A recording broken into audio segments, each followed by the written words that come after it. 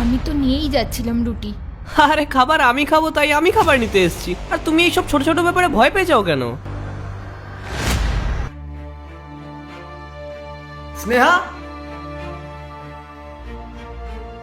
স্নেহা আর কতক্ষণ লাগবে? এই তো হয়ে গেছে, আসছি। কি প্রবলেম? কখন থেকে ডাকছি? কারা নাকি তুমি? এই তো বানাচ্ছিলাম। বানাচ্ছ? কতক্ষণ ধরে তুমি বানাচ্ছ রুটি? আধ ঘন্টা ধরে ওয়েট করছে এক একটা রুটির জন্য। কারা নাকি তুমি? আরে বলো কিছু। তুমি এভাবে মানবে না তাই না?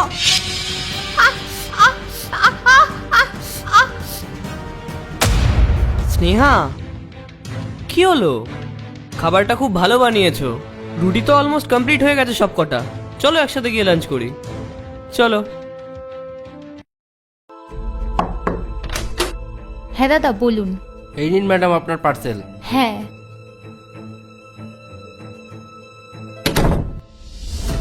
কে ছিল এটা? ডেলিভারি বয় ছিল। আমি ওর সাথে কোনো কথা বলিনি।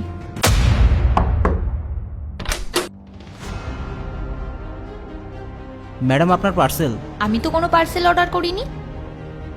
অ্যাড্রেস তো আপনারই আছে। অ্যাড্রেসটা কি? 1602। না না দাদা, 1602 আমার না। আপনি এক কাজ করুন, আপনি আগে গিয়ে লেফট নিন। Thank you ma'am. ওয়েলকাম।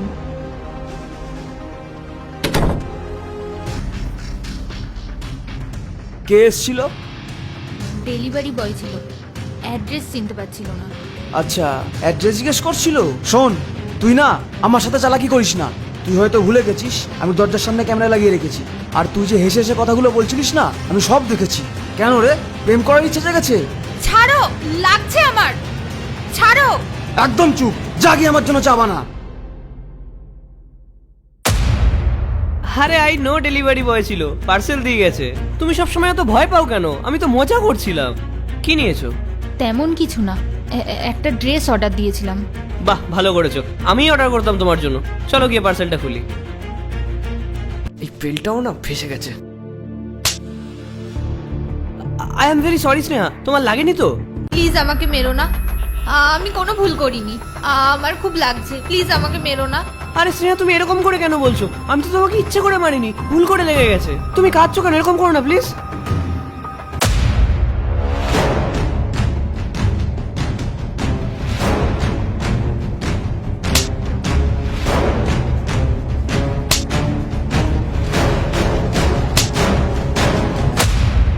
কি হয়েছে তোমার? কি হয়েছে? এরকম করছো কেন? না না, কিছু না। তোমার লাগেনি তো? না না, সেরকম কিছুই লাগেনি। দেখো স্নেহা, আমি বুঝতে পারছি তোমার কোনো প্রবলেম হচ্ছে। আরে আমি তোমার হাজবেন্ড, তুমি যদি আমাকে না বলো আমি তাহলে কি করে বুঝবো? আর সেটা সলভই বা কি করে করবো? এই বসো তো, তুমি বসো, এখানে বসো, বসো। কি হয়েছে এবার বলো তো? রাহুল, তুমি তো সব জানো, এটা আমার দ্বিতীয়বার বিয়ে। আমার যে প্রথম হাজবেন্ড ছিল না, সে আমাকে খুব অবিশ্বাস করত, আমাকে প্রচন্ড ইনসাল্ট করত, আর তো সব সময় আমাকে মারতো। আমি না এখনো সেই দিনগুলো ভুলতে পারিনি। যখনই তুমি আমার পাশে আসো বা কোনো কাজ করো, আমি খুব ভয় পেয়ে যাই। আমার না পাস্টটা আবার মনে পড়ে যায়। কিন্তু এখানে তোমার কোনো দোষ নেই। আসলে কি বলো তো, আমি না আমার পাস্টের সাথে না তোমাকে গুলিয়ে ফেলি। কিন্তু আমি প্রমিস করছি, আমি আর পরের বার থেকে এই জিনিসগুলো করব না। আমি আমার পাস্ট লাইফের সাথে প্রেজেন্টটাকে আর মেলাবো না। আই এম সরি স্নেহা, আমি জানতাম না তুমি তোমার পাস্টে এত কিছু সহ্য করে এসছো। তবে এবার থেকে আমি তোমাকে কথা দিচ্ছি যে তোমার সমস্ত খেয়াল আমি রাখবো। আর কোনোদিনও তোমাকে সেগুলো ফেস করতে হবে না যেগুলো তুমি তোমার পাস্টে ফেস করে এসছো। দেখো, আমি তোমার পাস্টটাকে তো চেঞ্জ করতে পারবো না, কিন্তু তোমার প্রেজেন্টটাকে ভালো করতে পারবো।